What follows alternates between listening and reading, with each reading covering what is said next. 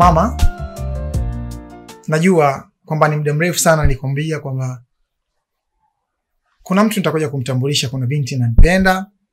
Nitakuja kumtambulisha ikawa kesho kutwa. Ananiuliza nakwambia kesho kutwa, lakini niseme ayawi leo yamekuwa.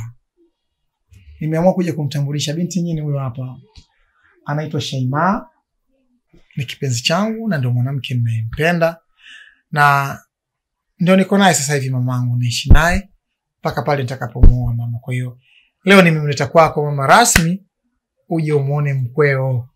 Najua wale wengine walikuwa unasikia naamini ilikuwa sio chaguo langu mama, lakini huyu hapa Shaima ndio chaguo langu mama, na ndio maana nimekuletea kwenye mikono yako.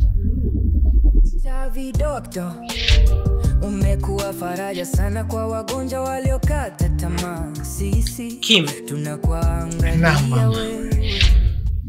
Sawa, umemleta binti nimemuona. Je, umemweleza matatizo ulionayo?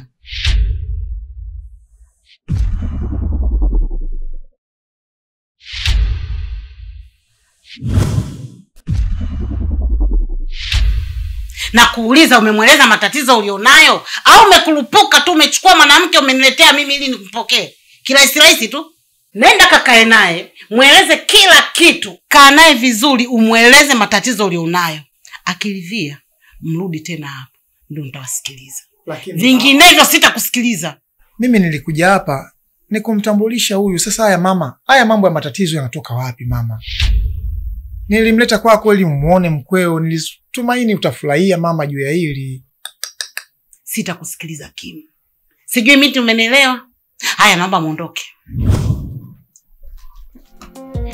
Kama mkombozi Shaima, na jasho, hofu ya kifo, uzima na afya ndio tegemeo. Tusaidie, tunakuangalia kwa jicho. Doyonge simanzi na upole tukipata magonjwa. Sogea tufute machozi.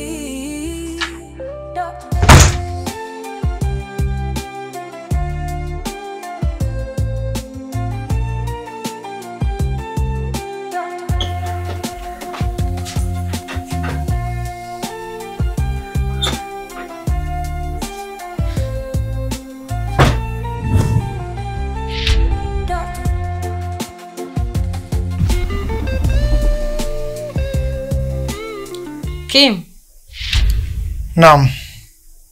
Naomba uniambie. Una matatizo gani makubwa ambayo yamemfanya mama kuongea kwa hasira kiasi kile? Mimi nadhani kwanza tungeenda hospitali kupima ili tujue afya zetu. Baada ya hapo naweza kukwambia kwa nini mama ameongea kwa hasira kiasi kile. Hospitali?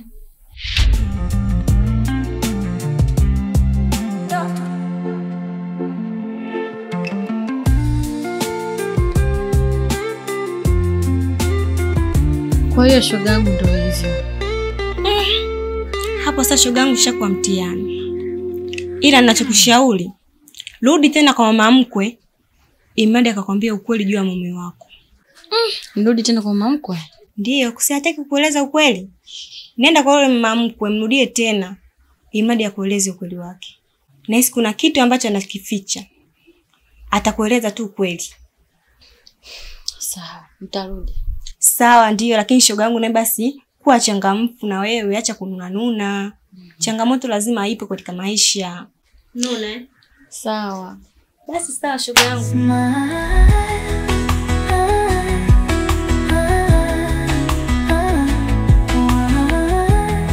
Kim. Nilikwambia nini kuhusu kuleta mademu zako hapa?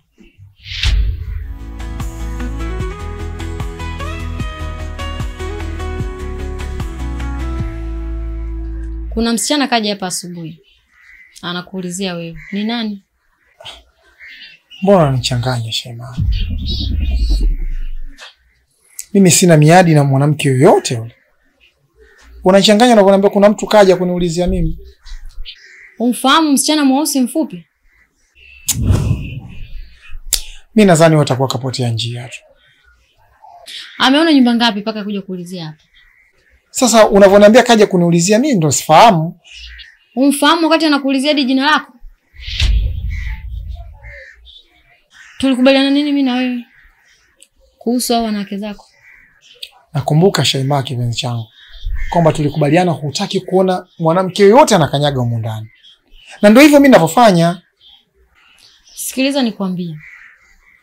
Kama wewe unaendelea na tabia yako ya kuingiza tena mademu hapa, naomba uwaonye mademu zako. Tusifikie huko basi kipenzi changu. Wewe ndo kila kitu unajua sasa hivi. Wewe ndo ubavu wangu mimi. Na ndio maana tuko wote pamoja. Chavi Doctor, umekuwa faraja sana kwa wagonjwa waliokata tamaa. Sisi tunakuangalia. Mama, nimezungumza na mwanao, lakini naona hajanionyesha ushirikiano wowote wa kuniambia ukweli. Nimeona bora nije kwako, kwa kuwa yule ni mwanao na mimi pia ni mwanao. Naomba uniambie Kimu ana matatizo gani? Kimu mwanangu ana matatizo. Tena na matatizo ya muda mrefu sana. Kwa kuwa umekuja kwangu ili nikueleze, niahidi nikikueleza na ukaujua ukweli, utabadilisha maamuzi?